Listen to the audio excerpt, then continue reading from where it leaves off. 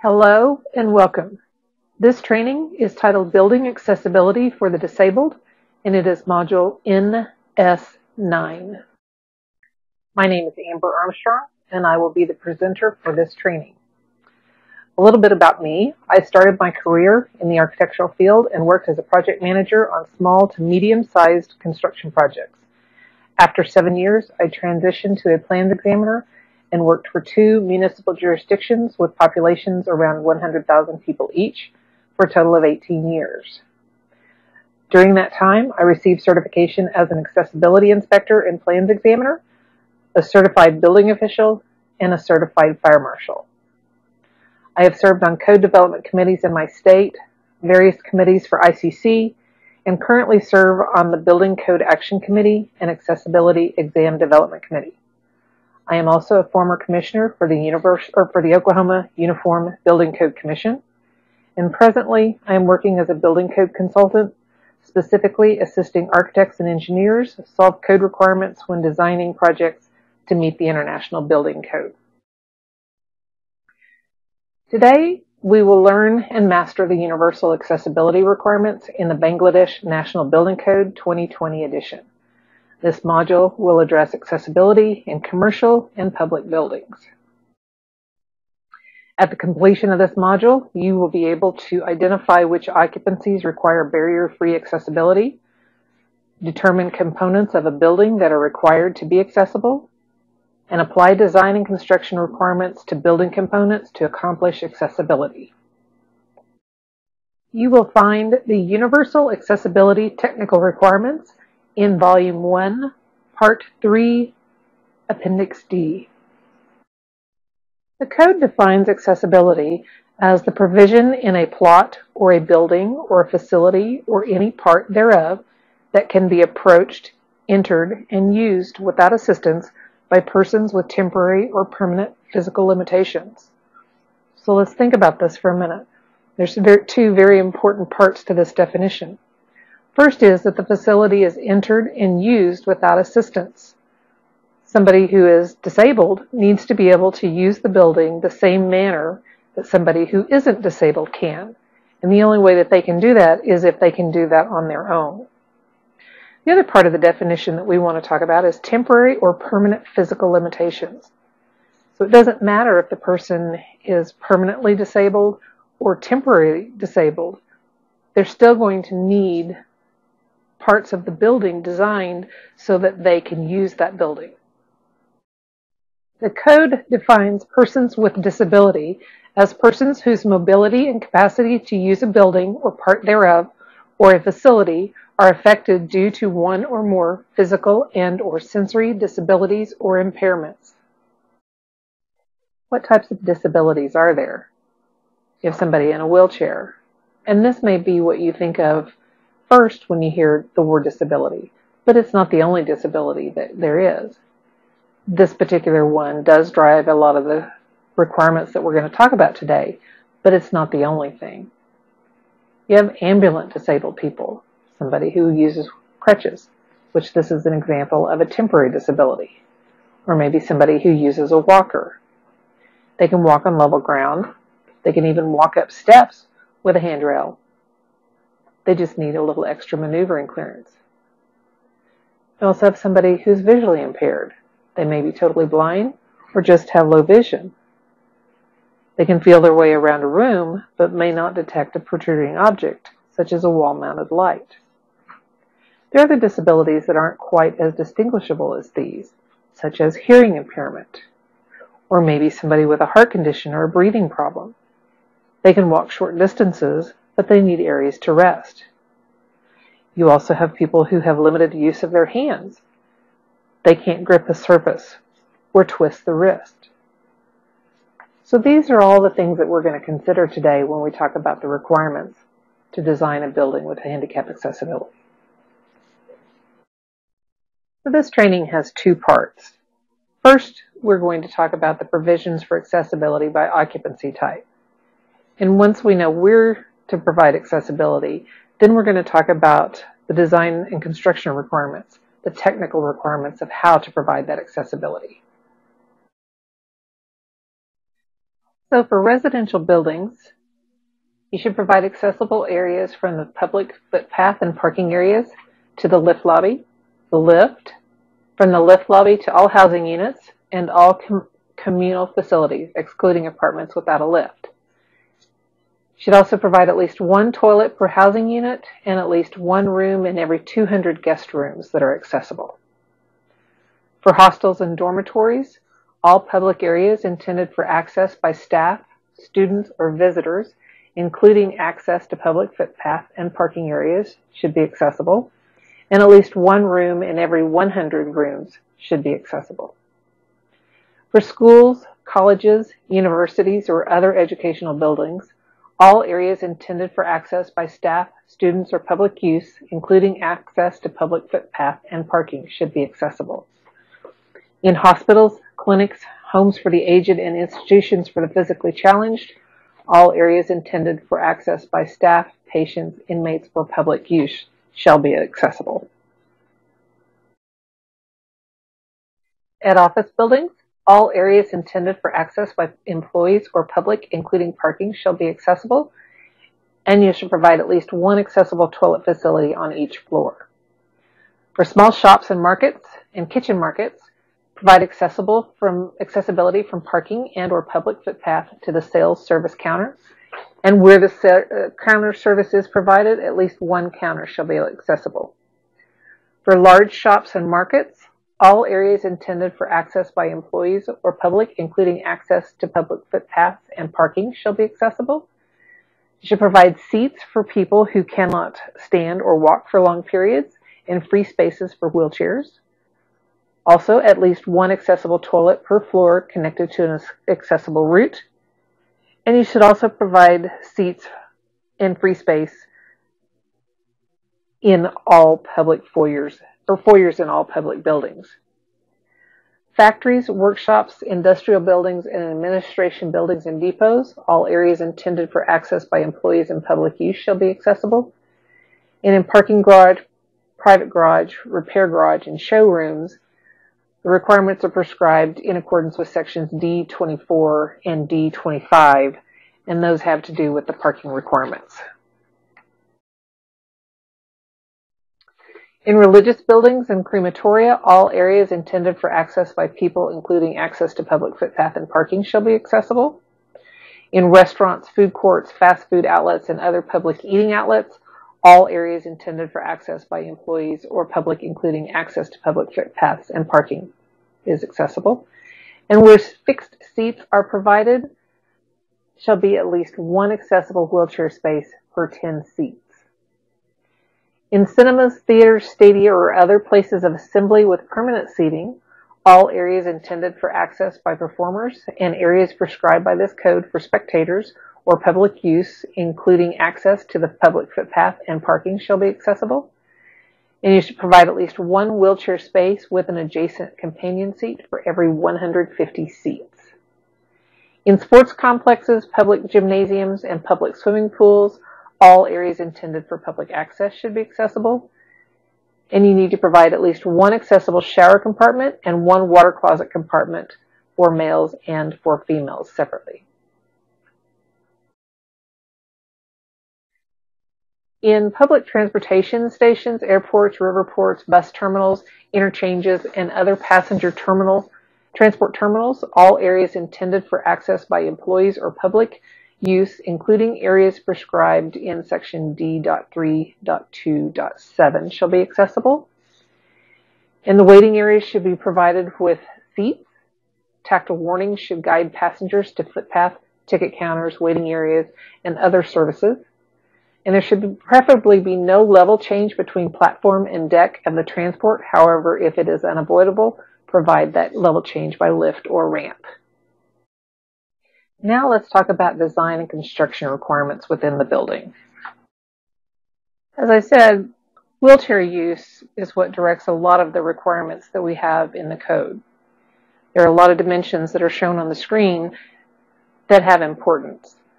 For instance, we mount signs at a certain height because somebody in a wheelchair has a lower eye level, as it's indicated, maybe up to 1,300 millimeters. Also, you have knee and toe clearance because of where the legs are positioned in a wheelchair and you need to roll underneath a counter surface or something like that. We need to make sure that you can clear that, and we know that based on the dimensions that are shown on the screen. Another very important dimension is the width of the wheelchair, being able to maneuver the wheelchair through a door or through a corridor or other paths of egress.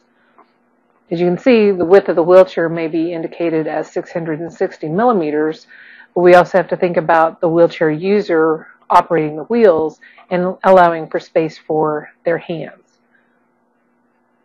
So the dimensions that we see on the screen are what are going to drive a lot of what we see in the code. Minimum space allowances for wheelchair users.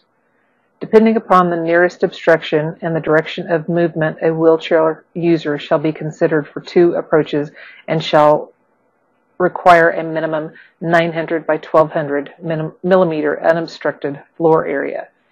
As you can see on the slide, that is either for a forward approach or for a parallel approach. As we saw on the slide before, those dimensions come from the footprint of the wheelchair. You would provide these space allowances at check-in or check-out lanes, sinks, or drinking fountains, or other locations where a wheelchair might sit. To facilitate both parallel and forward approaches for wheelchair users, a minimum clear floor space of 1200 by 1200 millimeters is provided as shown on the slide. Along the accessible route is a continuous and unobstructed path that starts from the entry and shall continue through all accessible elements and spaces within a plot and buildings or facilities thereof up to the exit termination. As you can see on the slide, there's several different dimensions that we need to pay attention to. Minimum clearance for any place is 900 millimeters. You might find that at a door opening, a check-in, check-out counter. If it's a straight portion of the building, say a corridor, a ramp, a stair, the minimum dimension is 1200 millimeters. And this is where you would typically have a single wheelchair passing with a walking person simultaneously.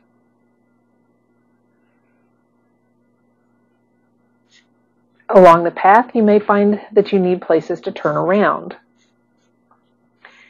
If it's for a manually operated wheelchair, it's 1500 by 1500 millimeters. And for a power wheelchair, it's 2250 by 2250 millimeters. And you'll also notice that if you have an area that two wheelchairs need to pass by each other, the minimum dimension is 1800 millimeters. We'll talk about additional requirements on accessible routes and other components later in this presentation.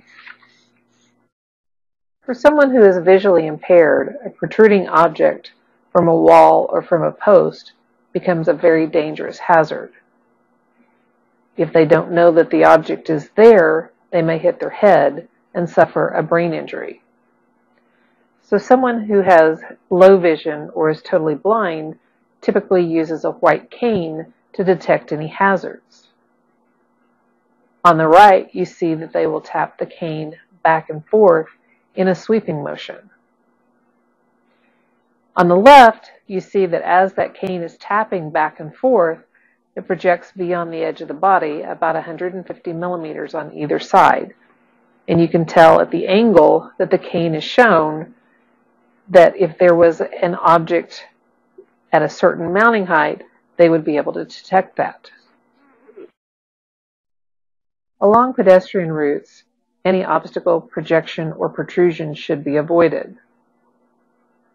Overhead projections should be a minimum of 2000 millimeters above the floor.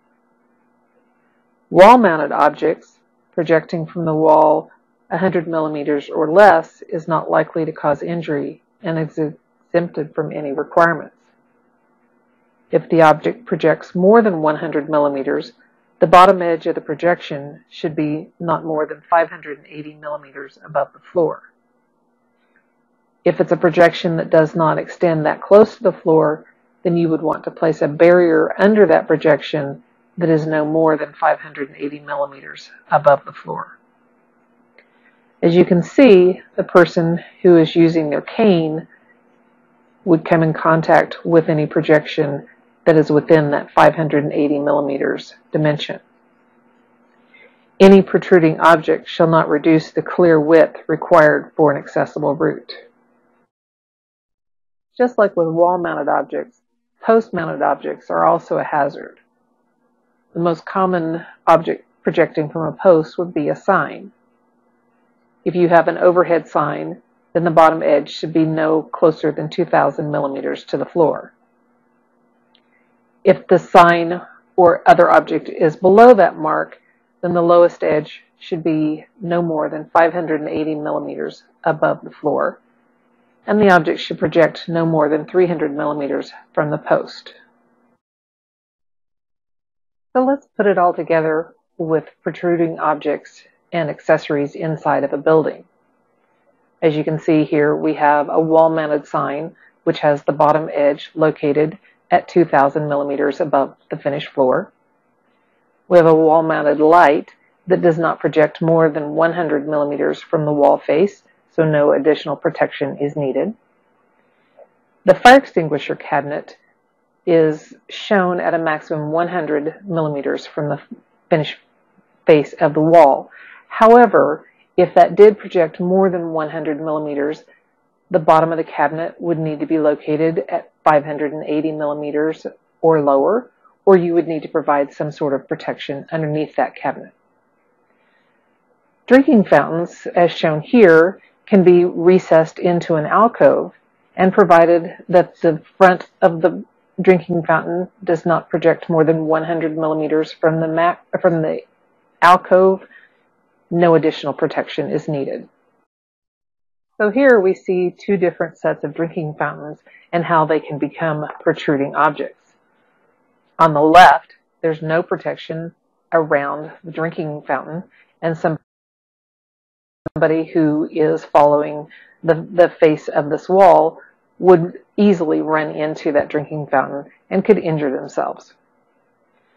On the right, you can see that the lower drinking fountain, the underneath side of that, is mounted at 580 millimeters above the pavement, so nothing additional is needed.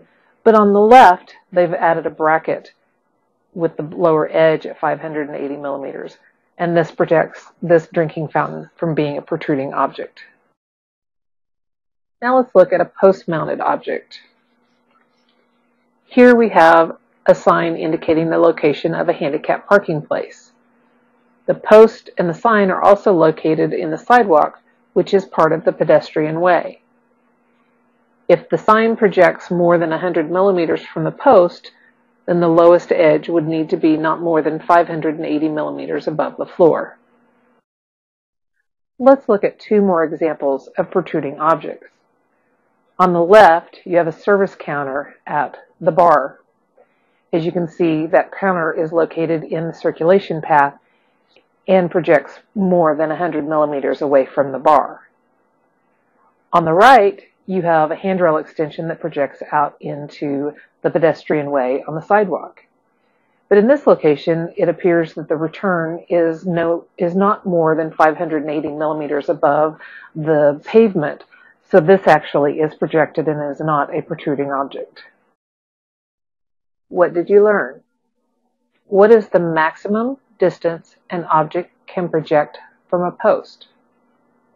100 millimeters? 200 millimeters?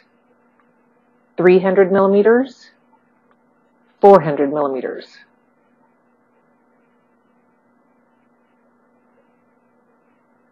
And the answer is 300 millimeters. Surface quality of floor space for pavement and interior floor surface. All pavement or floor surfaces required to be accessible shall be firm, even, slip-resistant, and stable. Notice I didn't say smooth. This isn't required. As you can see on the slide on the right, this is a pavement out of brick pavers, and as long as the gap between the pavers is not more than 12 millimeters, this is completely compliant. So what about this footpath? Do you think it's accessible? Let's check. It is constructed of gravel, but could gravel be accessible? And the answer to that is yes. It is accessible provided that the slope is compliant, which we'll talk about in later slides. The gravel has been compacted and is not loose, so this fits the criteria of firm, even, slip-resistant, and stable. Any change of level in an accessible route shall have a maximum slope of 1 in 12 in the direction of travel. For the visually impaired, we should provide special marking either at the top and bottom of the slope or for the full slope. This is to draw attention for someone who is visually impaired or if there is low lighting. Change in level. Any change in level in an accessible route shall generally have a gradient of at least 1 unit vertical to 12 units horizontal towards the direction of travel. Where the change of vertical level is up to 150 millimeters, a steeper slope is allowed. So from 0 to 75 millimeters of vertical change and up to 600 millimeters in length, a slope can be increased to 1 unit vertical in 8 units horizontal. For more than 75 millimeters and up to 150 millimeters in vertical change of elevation, and a maximum allowable length of 1500 millimeters, you can use a slope of 1 unit vertical to 10 units horizontal.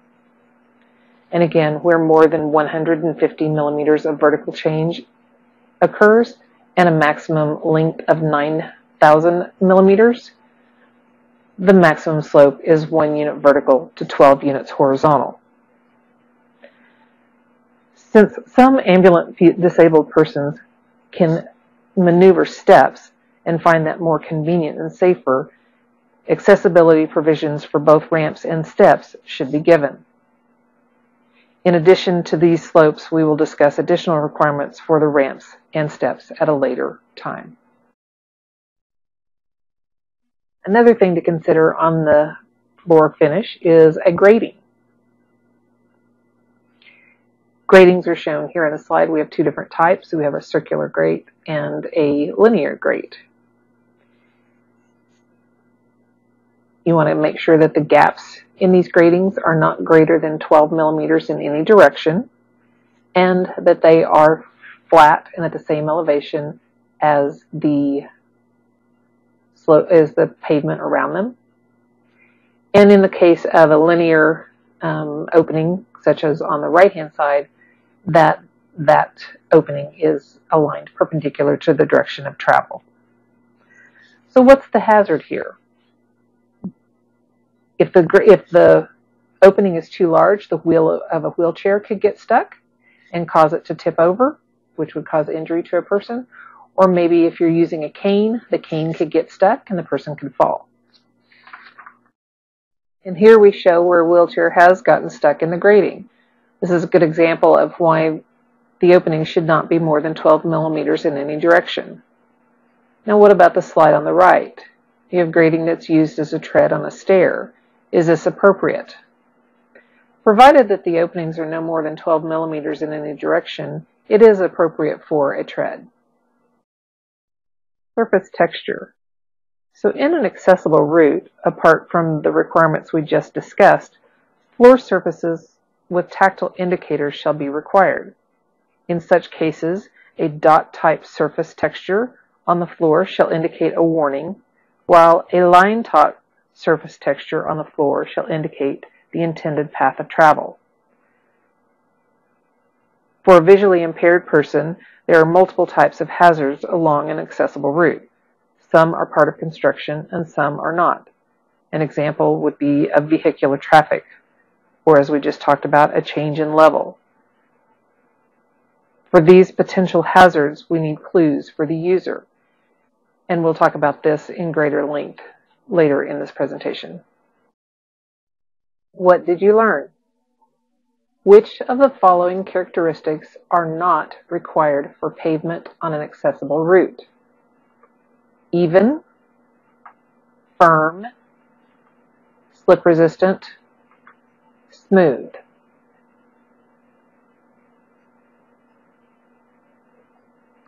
And the answer is smooth. Public access way. The minimum unobstructed width for an accessible public access way, such as a footpath, a corridor, a foot overbridge, or an underpass, should be 1,200 millimeters. All such ways shall have a 1,500 by 1,500 millimeter space every 30 meters in length to facilitate the crossing or the turning of users, which you've seen on the screen. And no encroachment into the required width by an obstruction or protruding object is allowed. Now, if the pathway width is at least 1,500 millimeters, there is no additional requirements for turning spaces required. Vehicular approach to a building. To facilitate persons with a disability approaching by vehicles, the driveway, walkway, and accessible parking surfaces within the site shall either be merged to a common level or connected by a ramp. So for flats, apartments, hotels, lodging, mess, boarding house, dormitory, healthcare, custodial institution for adults, educational facilities beyond secondary level preschool facilities, offices and essential services, small shops, refueling stations, and large shops, and large and small assembly with fixed seats, large and small assembly without fixed seats, and sports facilities. At least one accessible route from a vehicle parking to accessible entrances shall be provided. Here is an example of a public access way where everything is on the same level. As you can see, the parking space on the right is at the same level as the footpath that crosses and that is connected to at the same level to the path that connects to the building. Once you get to the building, the entrance needs to be accessible. So at least one accessible entrance door connects to an accessible route for the following occupancy groups. And you need to provide directional sign posted at non-accessible entrances and parking areas. Remember that the accessible route is 1,200 millimeters wide. The entrance door will comply with section D.8, which we'll talk about in a bit. So here is an accessible entrance to a building. You can see that the symbol of accessibility is located on the glass. It could be a lot larger so that you can see it from a further distance. And that would be for somebody who couldn't read the sign that says accessible entrance. What did you learn? What is the minimum headroom clearance at an accessible route? 1,800 millimeters, 2,000 millimeters, 2,200 millimeters, 2,400 millimeters.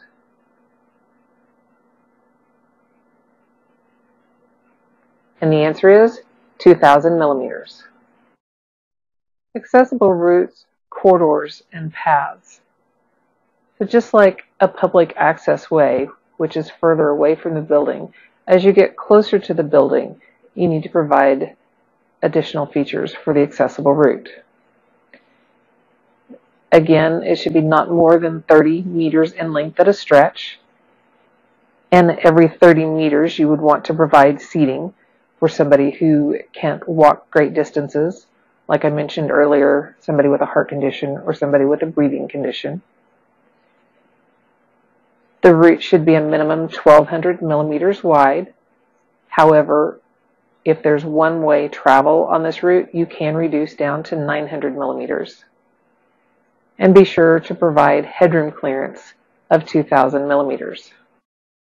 So here's an example of an accessible route. Let's see if it complies. Benches are provided every 300 meters.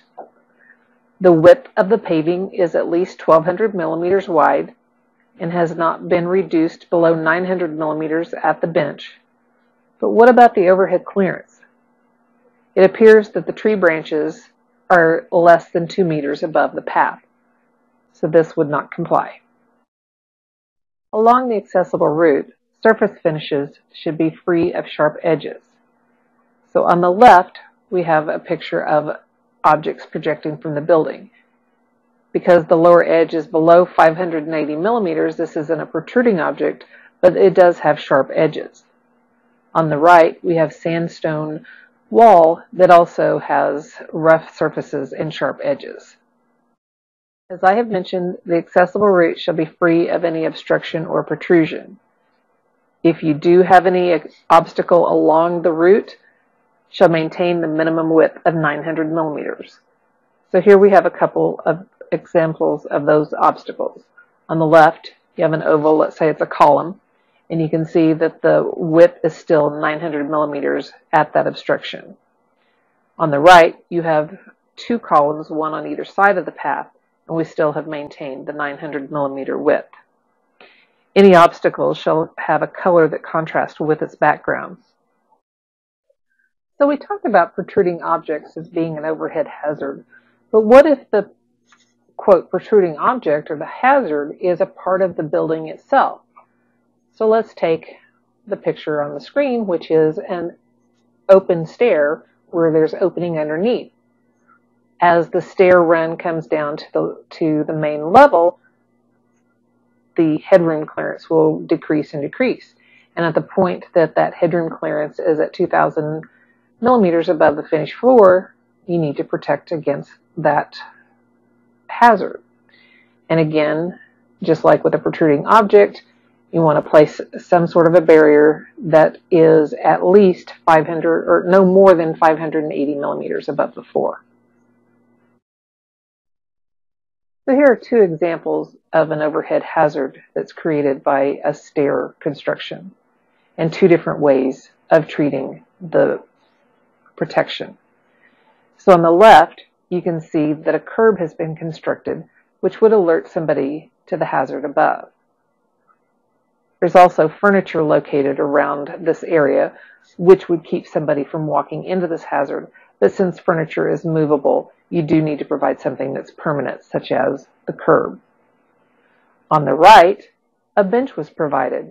So it provides seating for somebody, it's functional, as well as stopping somebody from walking into this hazard above. Here are two more examples of an overhead hazard that's created by building construction. So on the left, you have buttresses that project away from the building, that project over the path, and the way that they have protected this is with a curb below each one of the buttresses. On the right, you'll see that there is cross bracing located between the columns.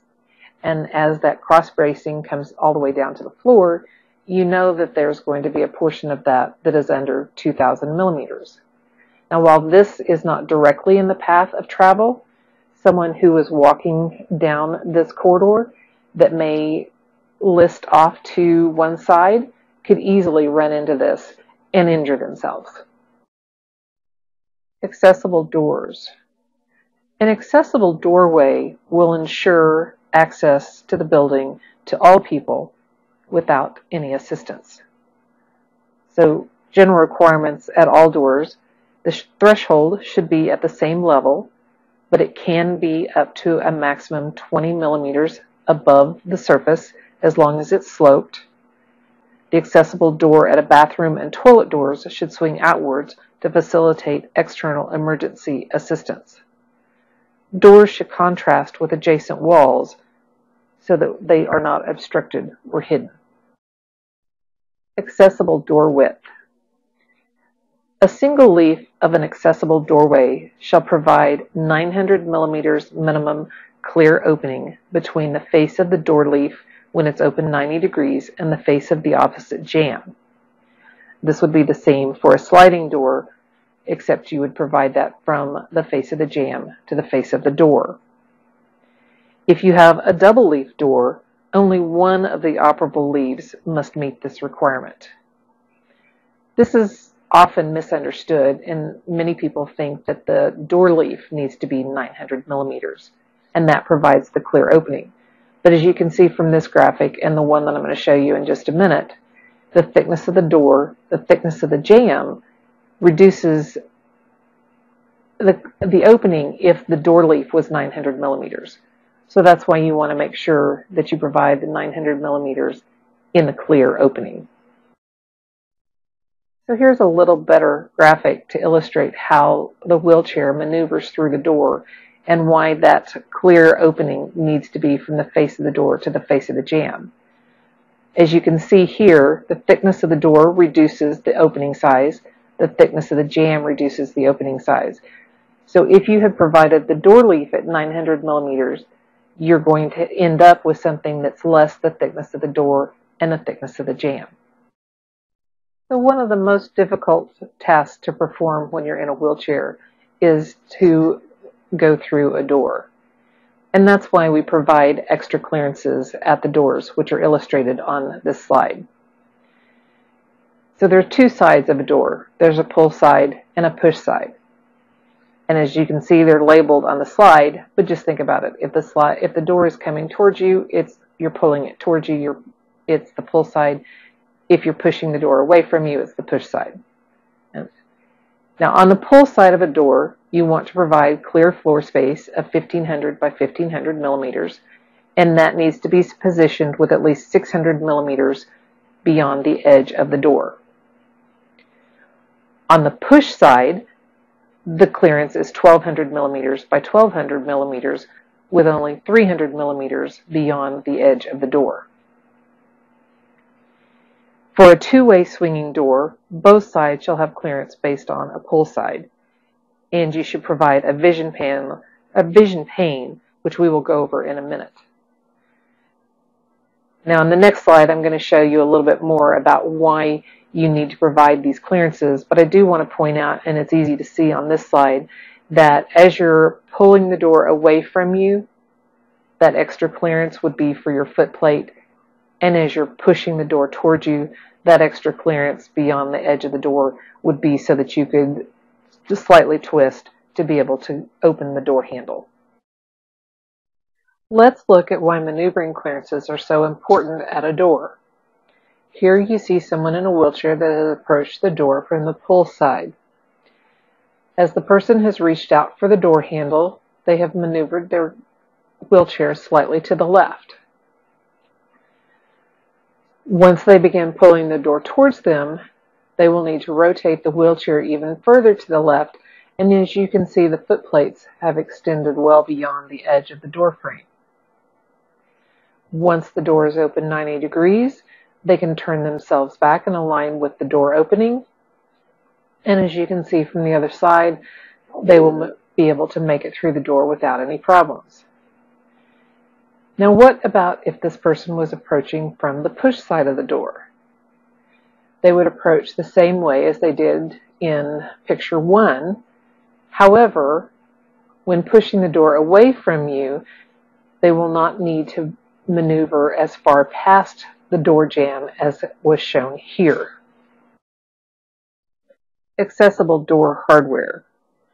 If not automatic, all accessories that are required for operating an accessible door, such as the door handles, fasteners, locks, shall be manually operable by one hand with ease.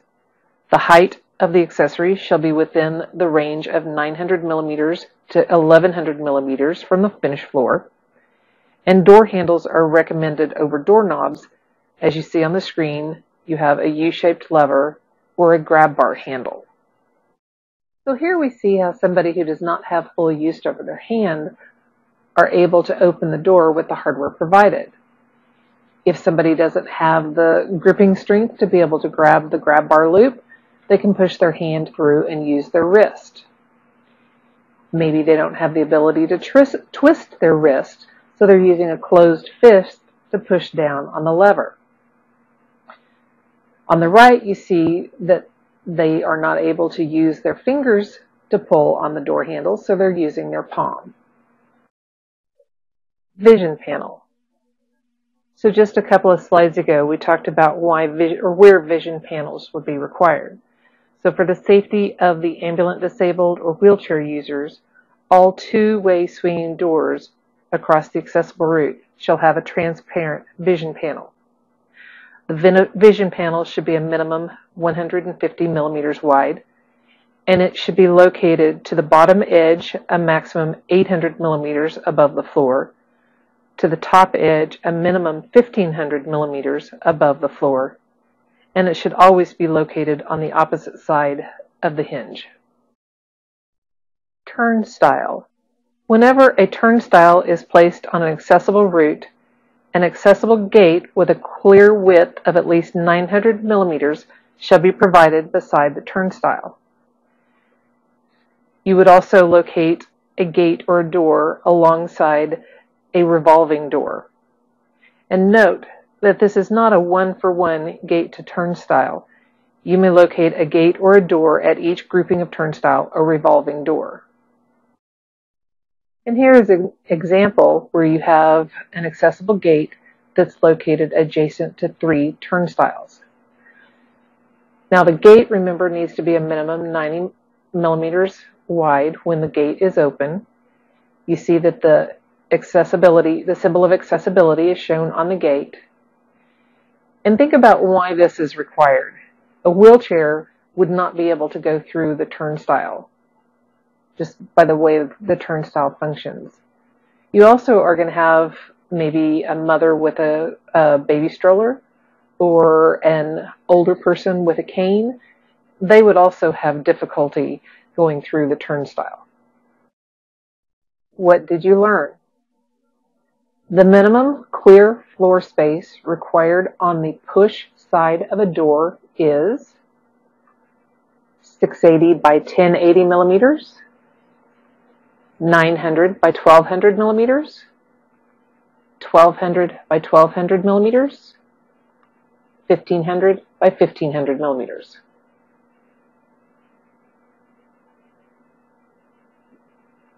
And the answer is 1200 millimeters by 1200 millimeters. True or false? The minimum accessible door leaf width is 900 millimeters.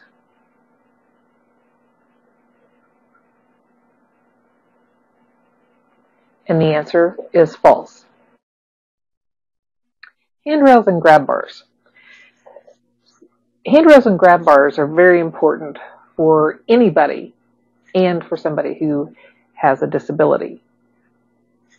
Things to consider are that they provide an accurate size and shape, they're slip resistant, free of sharp or abrasive edges or corners, the rail or the bar is secure to the supporting wall or floor, it's a continuous gripping surface, maintains constant height, it has a contrast to its surrounding, and it doesn't encroach in minimum clearances.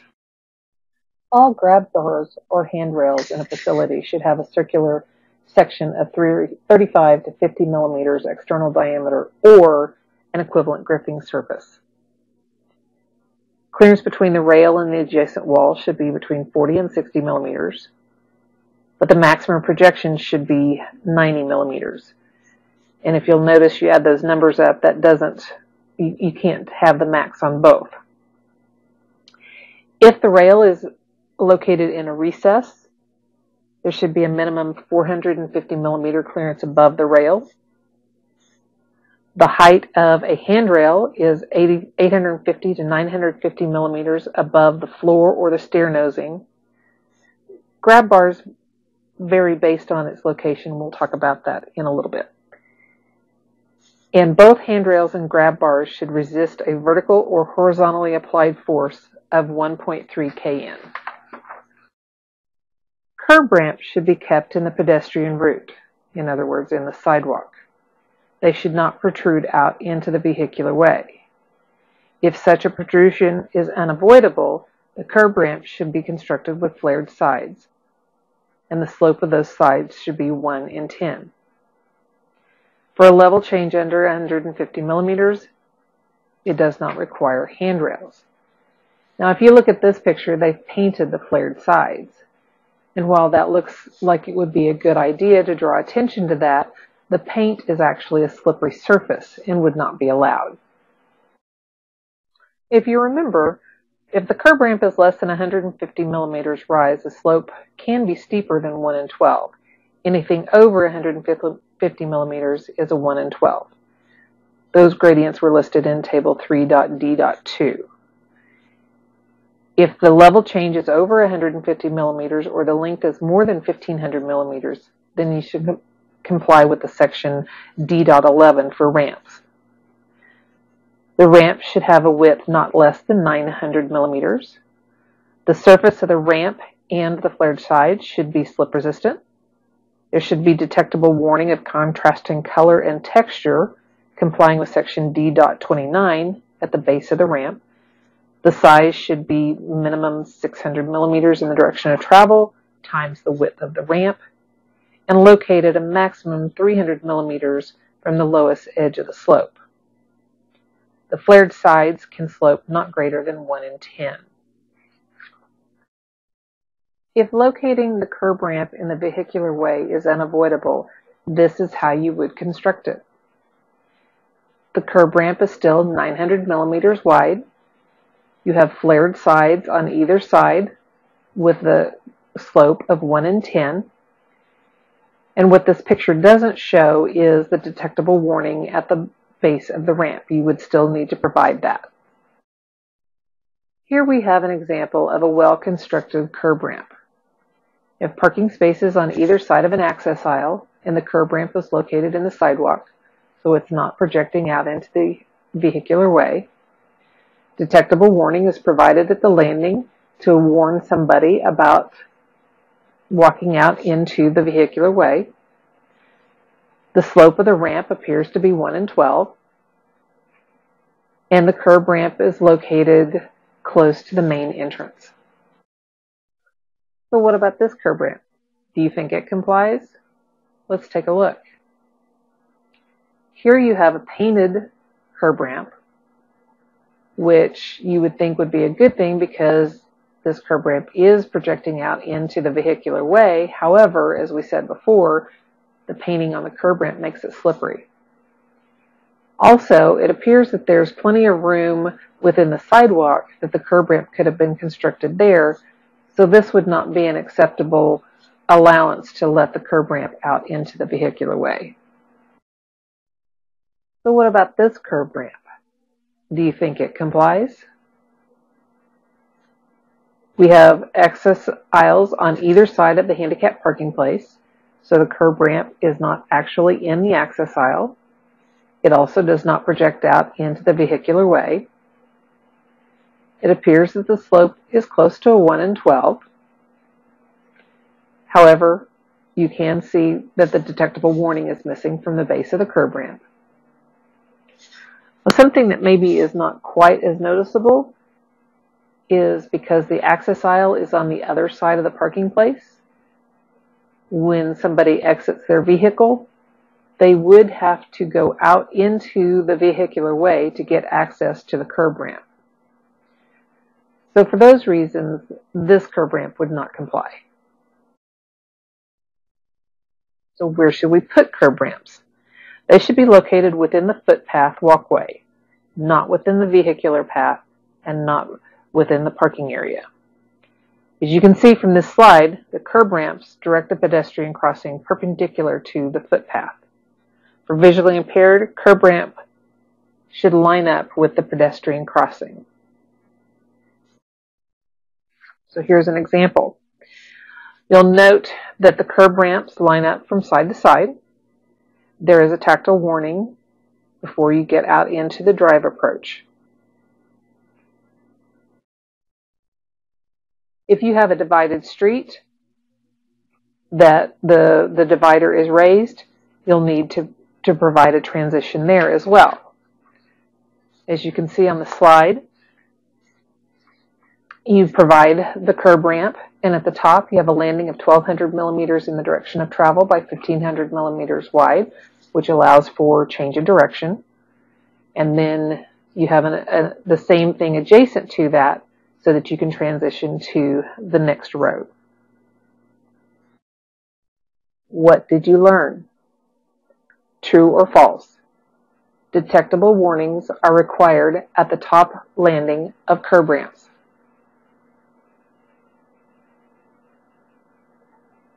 And the answer is false. Accessible ramps. Accessible ramps shall be used to provide connectivity between levels having height difference of more than 150 millimeters within a facility which is not served by an accessible lift. So if you remember, we talked about the slope of a ramp, and that should follow table 3.d.2, but in no case should the ramp exceed a slope of 1 in 12. Ramps should have a minimum width of 1200 millimeters. They should have a slip-resistant surface, and where the horizontal run exceeds 9 meters in length, should provide intermediate landings a minimum of 1500 millimeters long. At that intermediate landing, provide tactile warning, which is a minimum length of 600 millimeters by the width of the ramp. Should also provide handrails on both sides of the ramp. Now, as you can see in this picture, the handrails are provided inside the width of the ramp. You cannot encroach within that 1200 millimeters with the handrails, so in this case, the handrails should be 1200 millimeters apart. Also, you should provide edge protection below the handrail. So here is an example of a long, straight ramp. You'll notice that there are handrails on both sides of the ramp and that the edge protection is provided in line with the handrails. You can also see that the handrail extension at the bottom of the ramp does project horizontally 30 or 300 millimeters. However, the return is higher than 580 millimeters above the sidewalk, and this would become a protruding object. There's also an intermediate landing provided because the ramp is longer than 9 meters in a length. Now, I also want to draw your attention to the way that this driveway has been crossed. Instead of a curb ramp on either side of the drive aisle, they've actually raised the drive aisle up to the level of the sidewalk. Now, they still put the detectable warning because even if it's at a same level, you are walking out in vehicular traffic. So here we have an example of a ramp that changes direction. Many of the requirements are the same as that for a straight run ramp. The width is still required to be 1200 millimeters minimum. Handrails are required on both sides of the ramp as well as edge protection. The surface of the ramp needs to be slip resistant. And will provide intermediate landings where a ramp run exceeds 9 meters in length.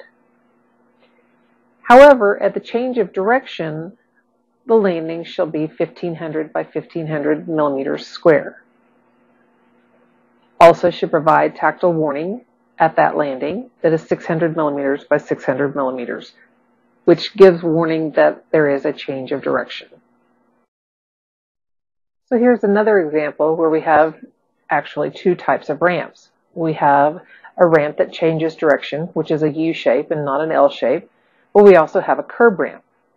So we have features that are common and features that are different. You'll see that there is a landing at the bottom of the curb ramp, at the top of the curb ramp, which is also the landing at the regular ramp. You have an intermediate landing where the direction changes, and then you have a landing at the top of the ramp. Now on the ramp, not the curb ramp, but the actual ramp portion, there are handrails that are provided on both sides, and they also have edge protection. The dimension of the landing that's at the top of the curb ramp and the bottom of the ramp doesn't appear to be correct, because if the curb ramp is 900 millimeters wide, and there's a change in direction from the curb ramp to the regular ramp, that landing should be 1500 by 1500 millimeters square. So I mentioned that handrails are required on each side of the ramp. The height above the ramp to the top of the handrail should be 850 to 950 millimeters. You need to provide extension beyond the ramp surface, a minimum 300 millimeters horizontal. And the handrail extension shall return to the floor or to an adjacent wall. So here's another example of a ramp, and why I wanted to show this picture is that while we do have handrails on either side of the ramp, the handrail extensions are provided and the handrail extensions do proceed to the ground. At the base of the handrails, we don't have edge protection. Let's take a look at this ramp. What's missing? First off, there's no handrails. If there's no handrails, there's also no edge protection. And it's hard to tell from this picture, but it looks like the slope is greater than a 1 in 12. So all around, I would say this is not a good example of a ramp. On the previous slides, I've shown edge protection that is a part of the handrail, and I wanted to show this as a different example of providing a curb on the side of the ramp to provide edge protection. What did you learn? What is the maximum slope ratio for a 100 millimeter change in elevation? 1 vertical to 8 horizontal, 1 vertical to 10 horizontal, 1 vertical to 12 horizontal, or 1 vertical to 20 horizontal.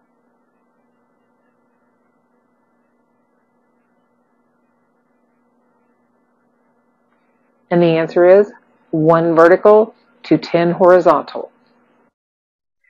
Stairs do not provide accessibility for all persons with a disability. Stairs are an option for an ambulant disabled person, so we have requirements for accessible stairs. For safety reasons, stairs should not have open risers as shown on the left, or risers that have projected nosings as shown on the right. In both cases, these are tripping hazards. Let's talk about the steps in a stair. Continuous flights of steps shall have uniform tread dimensions, should be a maximum 150 millimeters riser height and a minimum 300 millimeters tread depth. Should provide detectable warnings at each stair nosing, and that warning should be 50 to 65 millimeters by the width of the tread. The nosing can project a maximum of 15 millimeters over the tread below, and a flight of steps should have not more than 16 steps. In addition to the detectable warnings on the nosings, we also need to provide detectable warnings at each of the landings.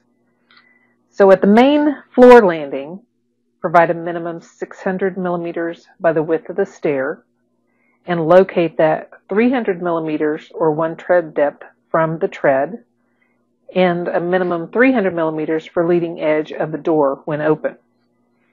Also provide detectable warnings at the intermediate landings, and that should be 300 millimeters by the width of the stair, and located a maximum 300 millimeters, again the width of the tread, from the tread. Handrails at stairs should be provided on both sides. The height should be 850 to 950 millimeters from the tread, nosing, or landing to the top of the handrail. There should be horizontal extensions, a minimum 300 millimeters long. Handrails should be continuous throughout the entire length of the stair, and the extensions should return to the floor or to an adjacent wall. Let's look at handrails at an exterior stair. We have handrails provided on each side of the stair, and actually in this particular case we have one down the middle. The height above the step and the landing is between 850 and 950 millimeters. As you can see on the right, we have horizontal extensions at the top and at the bottom. But take a look at the handrails on the stairs on the left. It might not be as easy to see, but the handrails are not continuous from one run to the next. So let's take a look at this picture and see what you think. We have a set of stairs on the right that have handrails on either side, so that's good. However, the handrails do not extend beyond the first riser, which could be a problem. This could cause a person to fall as they do not have anything to hold on to and may lose their balance at the landing. We have intermediate landings where we have a change of direction. However, if you look, they're only 900 millimeters in one direction, and they should be a minimum of 1500 by 1500 millimeters. Now we do have a landing at the bottom of the ramp and at the top of the ramp that are at least 1500 millimeters in the direction of travel. So that's a good thing. At each of the ramps, we should have handrails, and we have none. Now you may notice that the slope, that the rise of each section of the ramp is 150 millimeters, which wouldn't require handrails, but the total rise of the ramp is 450 millimeters, so you would need to provide handrails at each one of those locations. It does appear that we have edge protection at the ramp, so that's good. However, look at the slope. Again, since the total rise of the ramp is more than 450 millimeters, we would need to have a slope of 1 in 12. So as you can tell from this picture, there are some things that are right and some things that are not. What did you learn? Detectable warning at stair nosing edge shall be 35 to 50 millimeters, 40 to 55 millimeters, 45 to 60 millimeters, or 50 to 65 millimeters.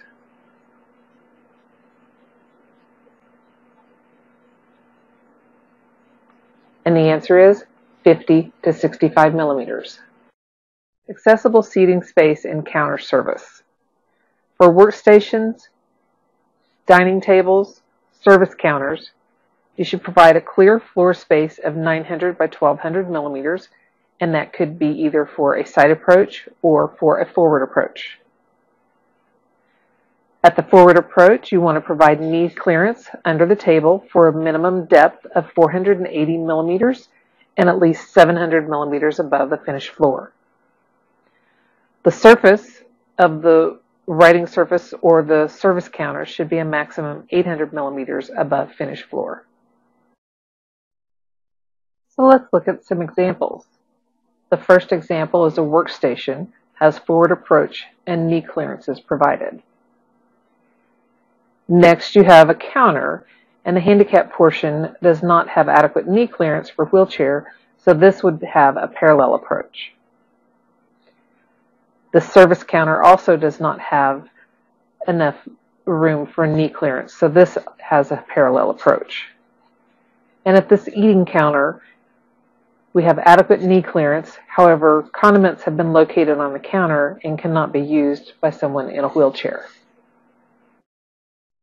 What did you learn?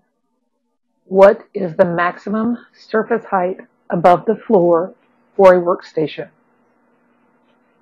600 millimeters, 700 millimeters, 800 millimeters, 900 millimeters.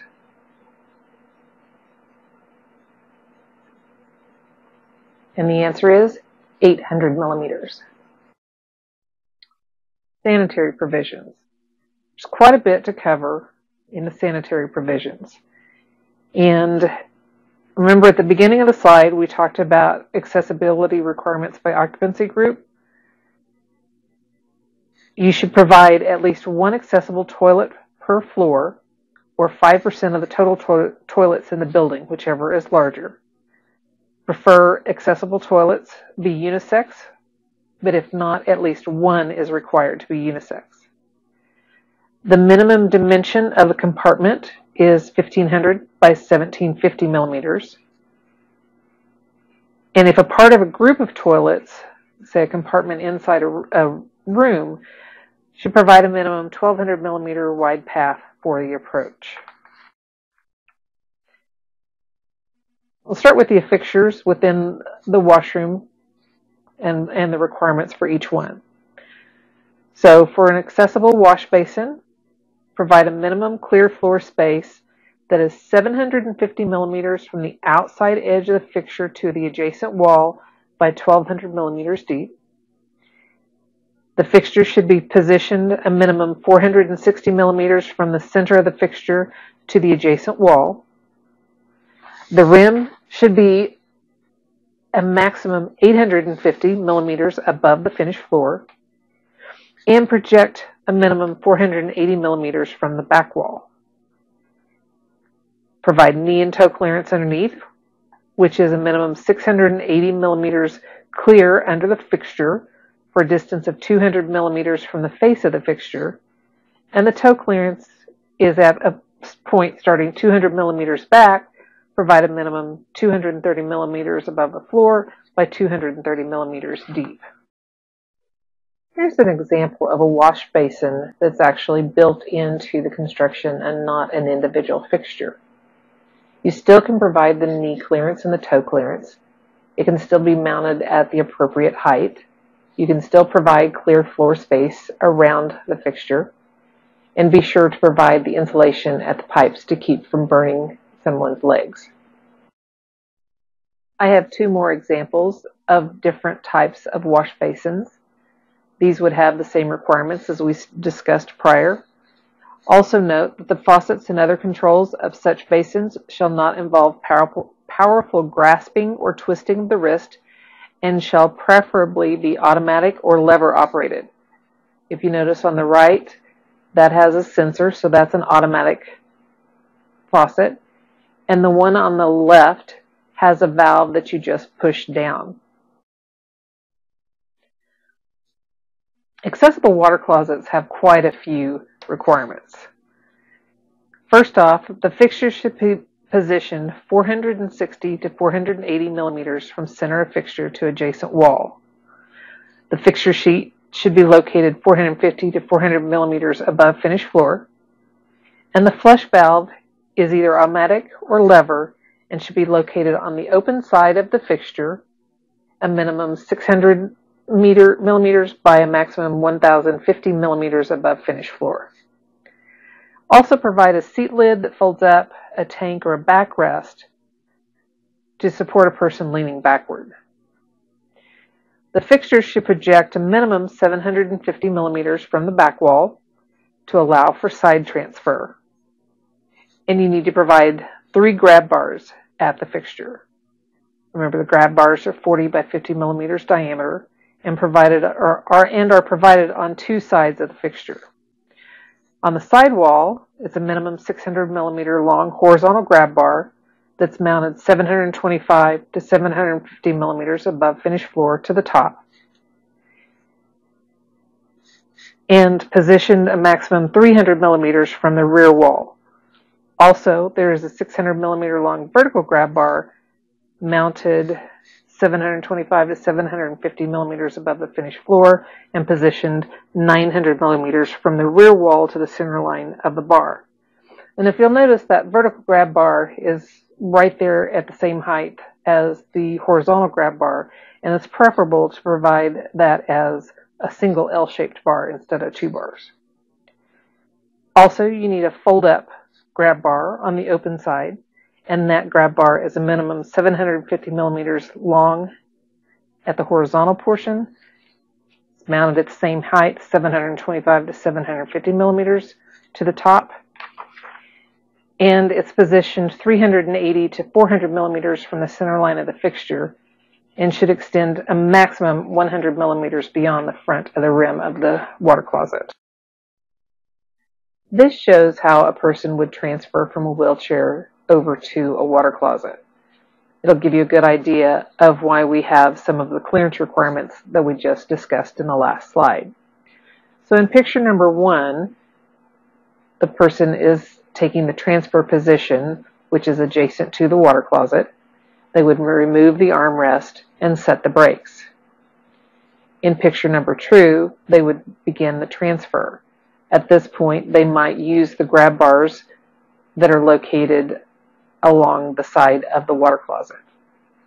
And in picture number 3, they've now made the complete transfer and they are on the water closet. So this example is probably the closest example that I can come to as what's in the code. You see that the fold-up grab bar is provided, and it appears to be the appropriate distance from the center line of the fixture. The side grab bar is provided, and it seems to be the appropriate length. There is one thing missing. There is no vertical grab bar at this water closet. But notice all of the pieces and parts that are around that. And while they're not permanent and they are movable, they still will provide an obstruction for somebody in a wheelchair that needs that space. It'll make it more difficult for them to access this fixture. This is an example of a single-user toilet room. As you can see, the vertical grab bar is provided. There is a horizontal grab bar adjacent to the water closet. However, this one is a little longer than what's required in the code. There is a grab bar along the back of the water closet, which is not required in this code, but it is a good idea. I would not locate the paper towel dispenser in that location because it would interfere with someone pulling up alongside of the water closet to make the transfer that we just looked at. And this is missing the fold-up grab bar. I wanted to talk about the vertical grab bar and why that is a requirement in the code. Somebody who is using this fixture may not have the leg strength to lift them off of the water closet. So they have the vertical grab bar positioned so that they can actually pull themselves up. Now let's talk about accessible urinals. Where urinals are provided, at least one is wall hung and has a minimum 750 by 1200 millimeter clear floor space centered on the fixture.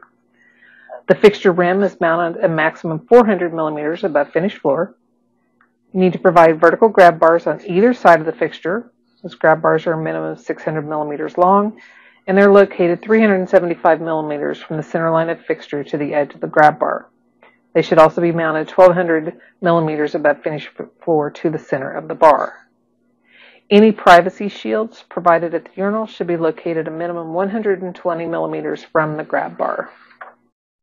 This is an example of an accessible urinal. All the components are provided. You have vertical grab bars on either side of the fixture. The fixture is the appropriate distance off of the floor. And you also have the privacy screen and the sidewall that are located properly away from the vertical grab bar. Also have to be concerned about the accessories that are in the washroom. So if you have a mirror, it's mounted 1,000 millimeters above finished floor maximum. The flush control again is 600 to 1,050 millimeters above finished floor. The emergency call button is 600 to 650 millimeters above finished floor. And other accessories such as the towel dispenser, the towel rail, the waste bin should all be between 1,000 and 1,200 millimeters above finished floor.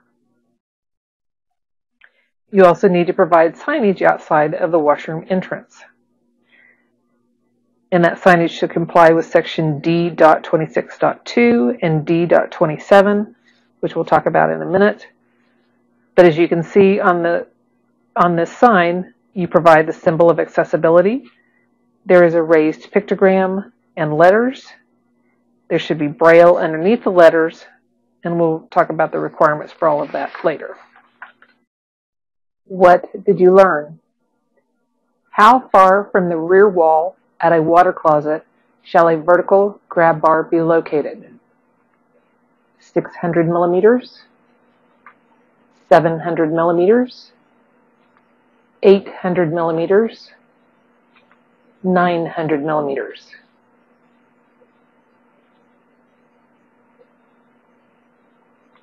And the answer is 900 millimeters. What is the minimum dimension from the center line of a wash basin to an adjacent wall? 460 millimeters, 480 millimeters, 500 millimeters, 520 millimeters.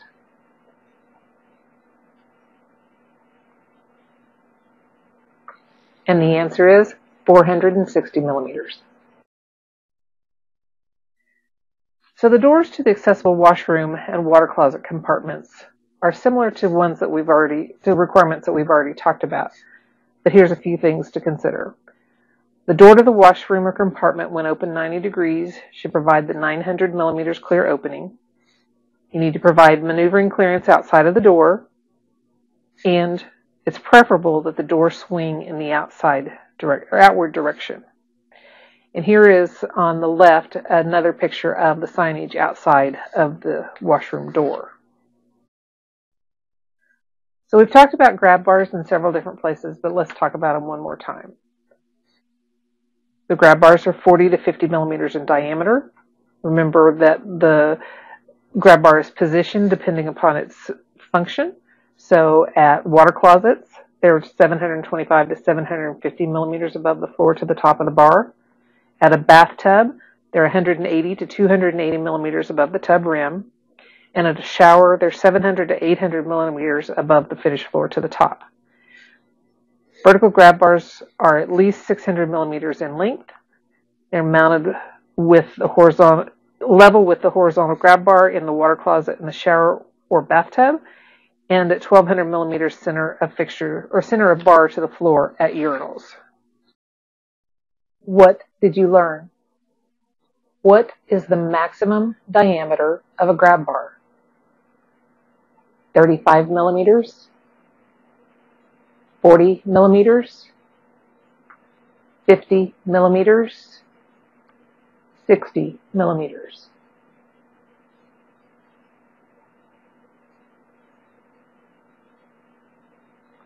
And the answer is 50 millimeters. And I mentioned a minute ago about an emergency call button. They are required in all accessible toilets, water closet compartments, and washrooms. They need to be waterproof. They can either be push button or pull cord, and if you'll notice in this picture, there's actually both. It's located between 650 millimeters above finished floor. And be sure to place the bell outside the room where it is immediate attendance is available. So here's another layout for a multiple user bathroom. And you can see how when you fit all of the different requirements together, a possible layout for the plan. A couple things to note. We have the maneuvering clearance at the door. We have the clear space at the wash basin. We have the maneuvering clearance outside the compartment door. We have the 1200 millimeter minimum accessible route approach to the door. And then once you get in the compartment, we have all the different components that we've talked about. Bathing facilities. Let's talk about bathtubs. All residential occupancies are required to have accessible toilets per section D.3.2, and they also have to have accessible bathing facilities. It can be by a bathtub or a shower, and all the requirements are found in section D.20. Also, at sports facilities or public swimming pools, provide a shower compartment, one for male and one for female.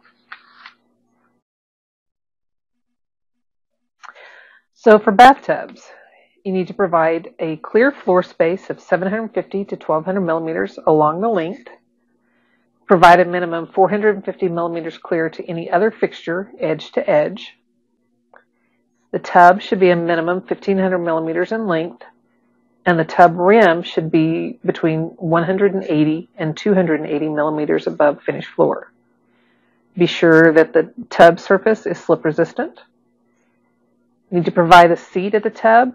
Can either be along the long edge or along the back, and it's a minimum 250 millimeters deep. The controls for the water should be a lever faucet. Should be located a maximum 450 millimeters above the tub rim. Should also provide a handheld shower head with a flexible cord.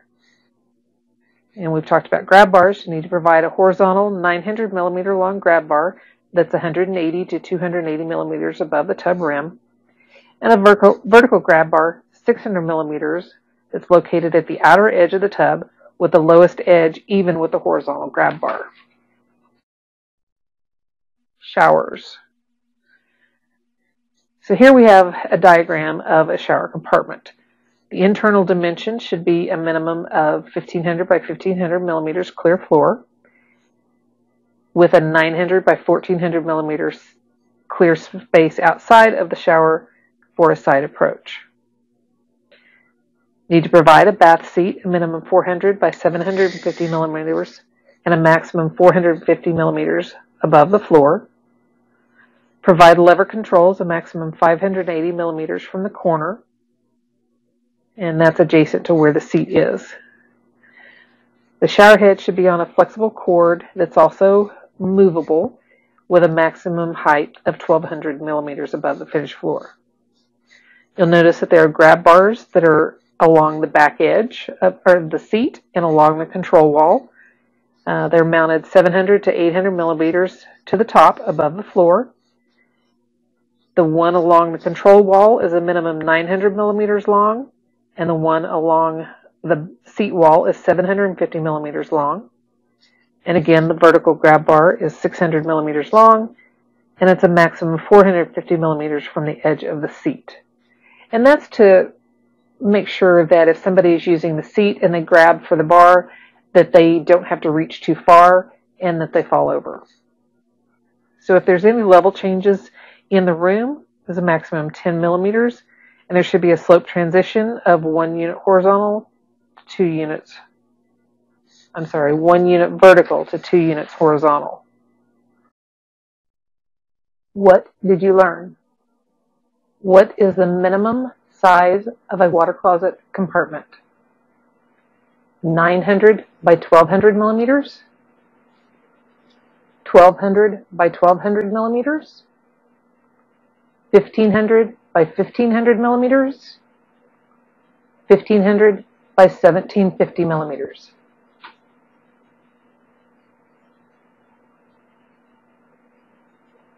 And the answer is 1500 by 1750 millimeters. What is the minimum clear floor space required alongside of a bathtub? 750 by 1200 millimeters? 900 by 1200 millimeters?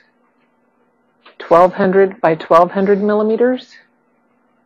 1500 by 1500 millimeters?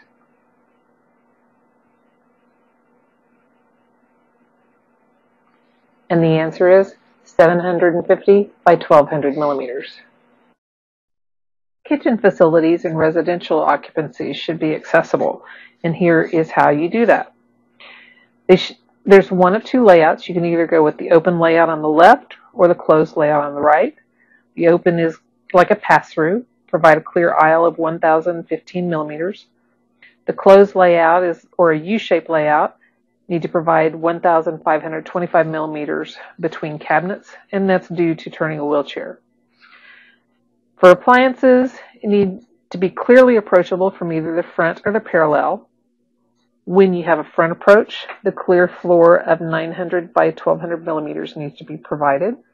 And remember, knee space underneath the counter will go back for a depth of 480 millimeters and should be a minimum 700 millimeters high. Knee space provided under cooking equipment should be insulated to protect against burns or abrasions. Need to make sure that 50% of the cabinet or storage is accessible, and that the working top, the sink, and the range are all within guidelines. On the left, you can see how the clear floor space is positioned at both the sink and the stovetop. At the sink, it's a forward approach, so there's knee and toe clearance provided underneath the counter. For the stove, the clear floor space is a parallel approach. On the right, it's just the opposite. You see that the the base cabinets open up and provide knee clearance underneath the stove, and at the sink there would be a side approach or parallel approach provided. What did you learn? True or false? All of the cabinet storage in a kitchen must be accessible.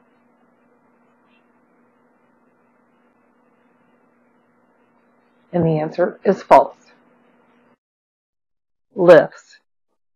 If a lift is required in a building, at least one shall be accessible and shall have service at the entrance level. Should provide a lift lobby on the outside of the car, a minimum 1500 by 1500 millimeters square. The lift car shall be a minimum 1500 by 1725 millimeters, and the floor finish is smooth and slip resistant.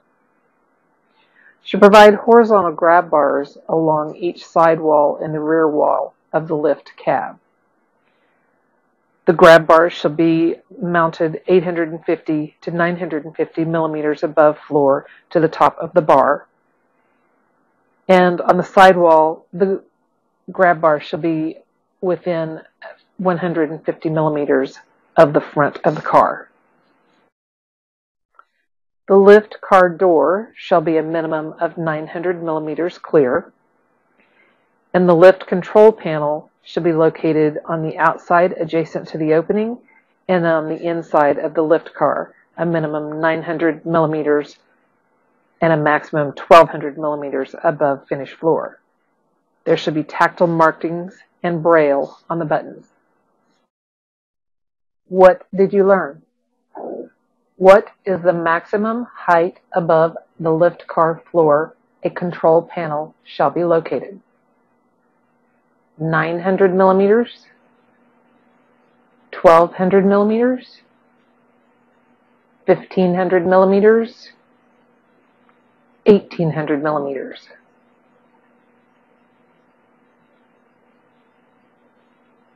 And the answer is 1200 millimeters. Eating outlets. Eating outlets with or without fixed seats shall have accessible seating areas.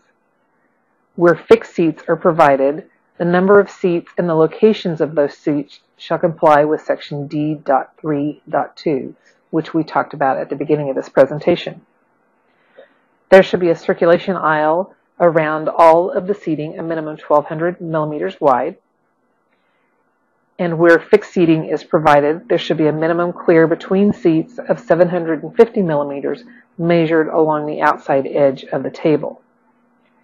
The table surface shall be a maximum of 800 millimeters above finished floor, and there should be knee clearance provided underneath the surface, which is a minimum of 680 millimeters above the floor for a depth of a minimum 480 millimeters.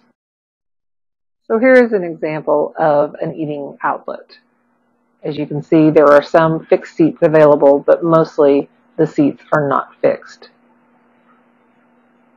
There should be access aisles around all of the seating, and the counter surfaces shall be of an appropriate height, as we just discussed.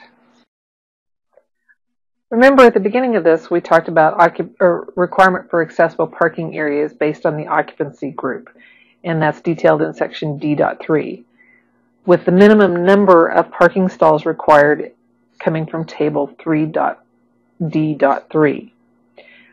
Need to locate the parking lot as near as possible to the accessible entrance and have an accessible route to the building, avoiding collision with backing vehicles. Now, if you look at the table, it'll tell you, based on the number of required parking spaces, how many accessible stalls you need. So for the first 50 stalls, you need one accessible parking space. For the next 400 stalls, you have that one plus one stall for every 100 parking spaces. And then anything above 450 stalls need to provide 6 parking spaces, accessible parking spaces. Let's look at a site plan for a parking lot. Are these accessible spaces in the correct location? There are parking spaces that are closer to the building, so that's one reason why these might not be in the right location. Next, Let's look at the access from the parking spaces to the building. As you can see, there's an access aisle that goes behind the parked cars, which could allow for a collision with a backing vehicle. And lastly, the crosswalk that goes towards the building crosses the drive aisle. So that could cause a collision with a car and someone in a wheelchair. Accessible parking stalls should be a minimum 3,200 millimeters wide by a minimum 4,800 millimeters deep.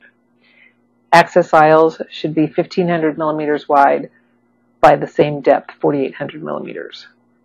Should also provide a symbol of accessibility on the surface of the parking space, and that should be a white on blue background of either 1,000 by 1,000 millimeters or 15 to 1,500 millimeters.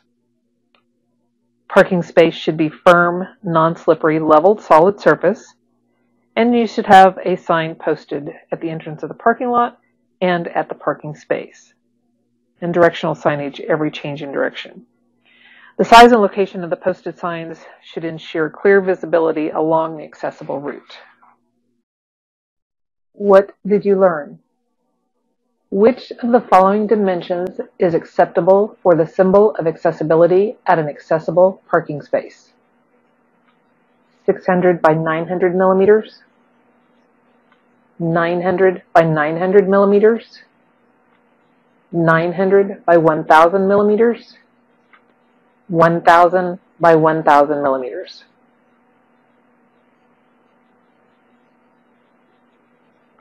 And the answer is 1,000 by 1,000 millimeters.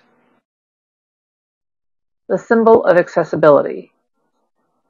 The symbol of accessibility is an internationally accepted language that shall be permanently and clearly displayed to indicate and or direct to the location of various accessible facilities in and around the building. The symbol, as you can see, is a person in a wheelchair that contrasts with the background. It's generally a white symbol on a blue background. Accessible buildings shall have symbols posted at the front road, inside premises, accessible parking, accessible routes, and the entry to the building. Also, you need to think about directional signage anywhere there's a change in direction in a main lobby, in a passageway, in a lift, entrance, toilet, car parks, anywhere. The directional signage with destination indicated is shown on the right, and where the location is not obvious or distant from a current viewpoint is where you want to put them. Let's look at examples of directional signage. On the left, you'll see that the accessible route indicates where the accessible ramp is located in relationship to the non-accessible ramp. On the right, you see a non-accessible door, which indicates the direction of the accessible door. This is not an appropriate location, as the signage should have been located earlier in the approach. In this location, it is too hard to see. Also need to provide accessible signs for the different services that are available. So as you see on the screen, we have a men's room, a women's room, or a telephone booth. Make sure that the sign includes the symbol of the service, such as the lift, telephone booth, toilet, staircase. And when you have a pictogram of a male and a female, make sure that it's tactile so that somebody can distinguish the difference between them. What did you learn? All symbols of accessibility shall face to the right or left.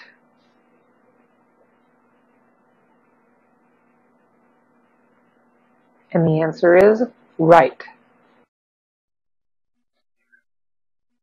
Not only do we need to talk about what's on the sign, but we need to talk about how big the sign is. And the signage is based on the viewing distance. So as you can see in table 3.d.4, a viewing distance of 7 to 18 meters, the symbol size should be 100 by 100 millimeters. If it's above 18 meters to the sign, then the symbol size is anywhere from 200 by 200 to 450 by 450 millimeters.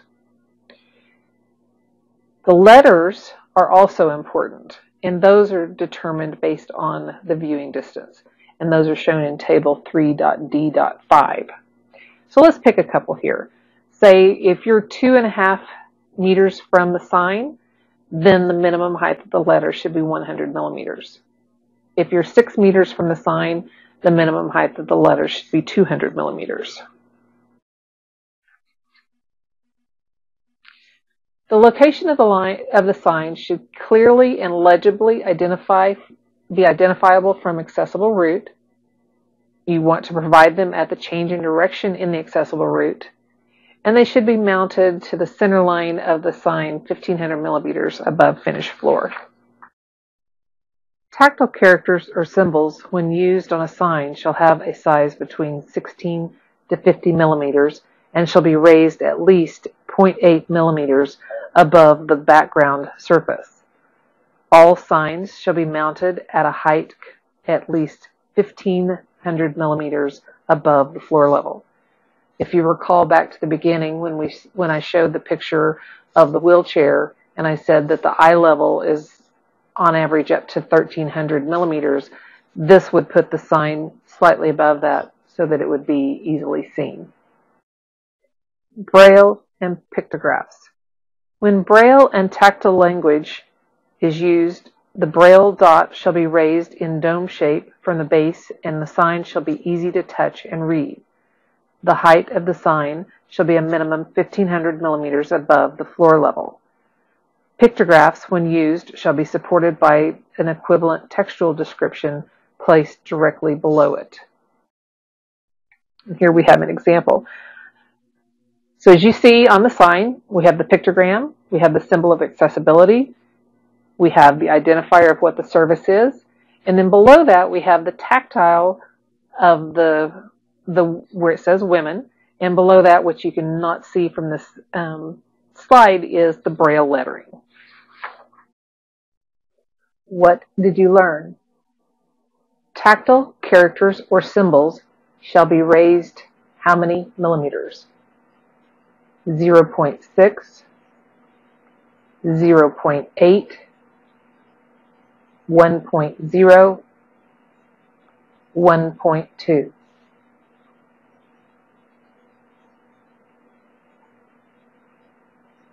And the answer is 0.8 millimeters. Grading of slip resistance. For the purpose of accessibility, surface materials to be used as floor finishes should be graded for slip resistance in both dry and wet conditions. A very good grading would receive a coefficient of friction of more than 0.75, and an example of that would be clay tiles, carpets, or dry rubber.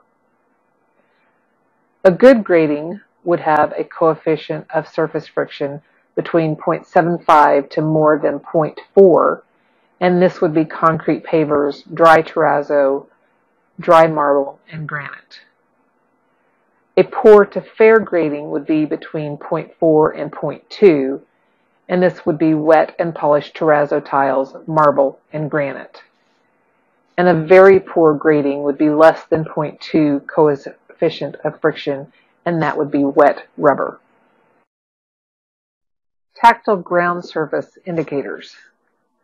People with visual impairment find their way independently with the use of physical or sensory cues, such as landmarks or mind maps.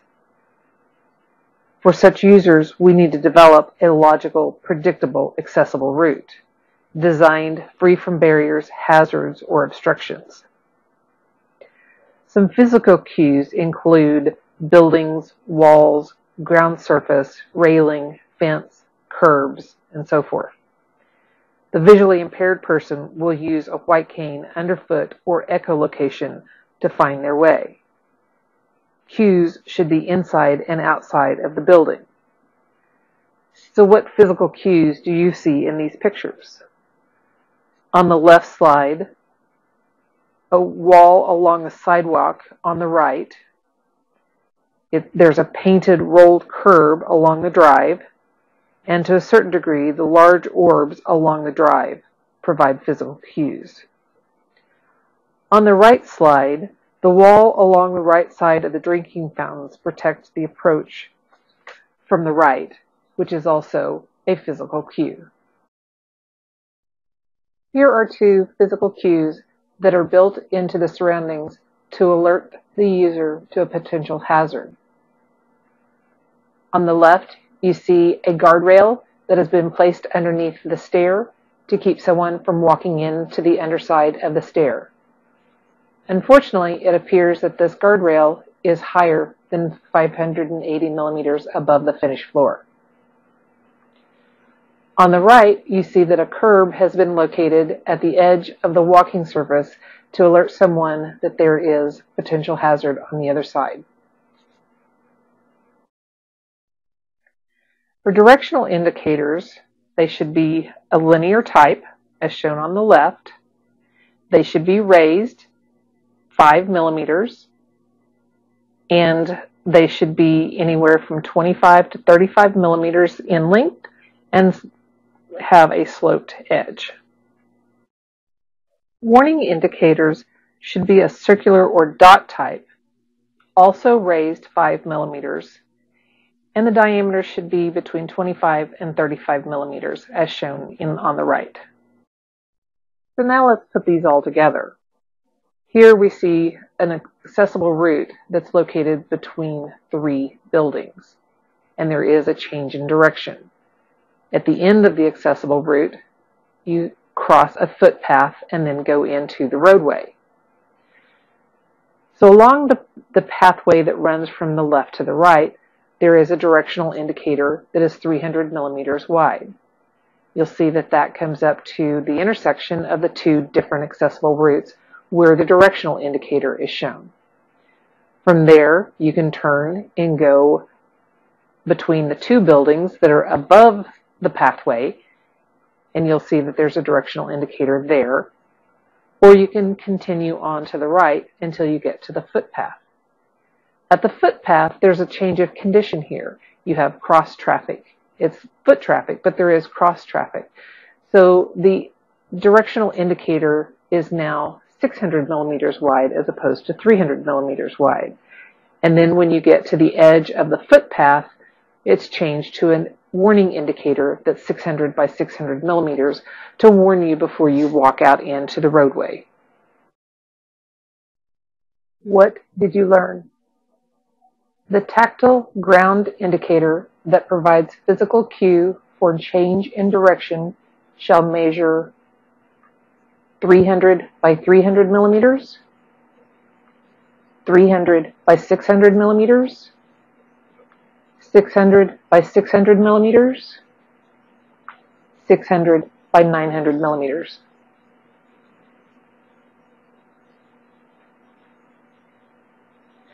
And the answer is 600 by 600 millimeters. This concludes module NS9. Thank you.